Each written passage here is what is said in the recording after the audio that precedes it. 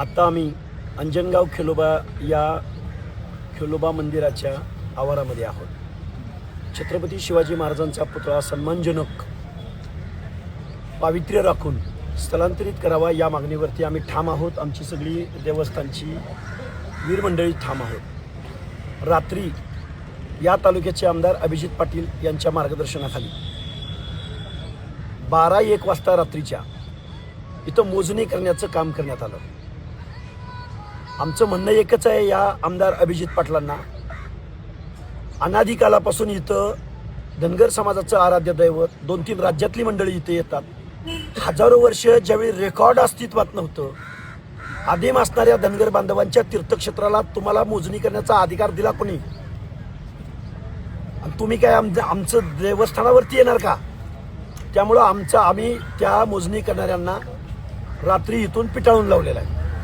दुसरी गोष्ट, एका माता भगिनीच्या माध्यमातून ज्या पद्धतीनं चिखला या गावामध्ये एका महिलेला आतमध्ये पाठवून जी मोडस ऑपरेंडिटी या समाजकंटक मंडळींनी केलेली होती, तसाच प्रकार अभिजितदादा पाटील यांच्या पक्षाच्या पदाधिकारी असणाऱ्या एका महिलेला इथं पाठवण्यात आलं आणि सेम चिखला प्रकरण घडवायचं होतं। रात्री खूप मोठं या ठिकाणी खूप मोठं कांड होणार होतं, पण आम्ही सगळी भक्त मंडळी या खेलोबाच्या तीर्थक्षेत्रावरती पवित्र ठिकाणावरती बसलेलो आहोत।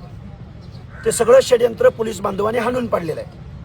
आमची एकच विनंती आहे, सन्मानजनक पावित्र्य राखून छत्रपती शिवाजी महाराजांचा पुतळा योग्य जागेमध्ये, तो शासनाच्या जागेत बसवा किंवा या गावातल्या ज्या मंडळींनी हे कृत्य केलंय, धनगर समाजावर दहशत बसवण्याचं, त्यांच्या रानात बसवा।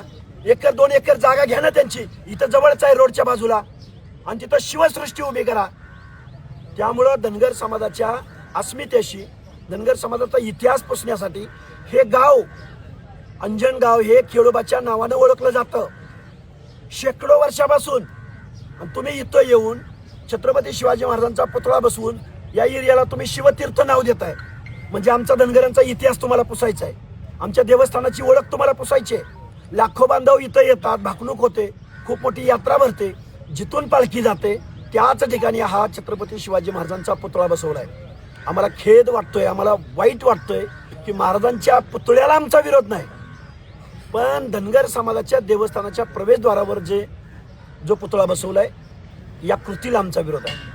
लवकरात लवकर शासनानं आज दिवसभरामध्ये हा पुतळा हटवावा, अन्यथा आज तर लोक येत आहेतच, पण उद्या 1 लाख लोकांचा जनसमुदाय या अंजनगावमध्ये आलेला असेल।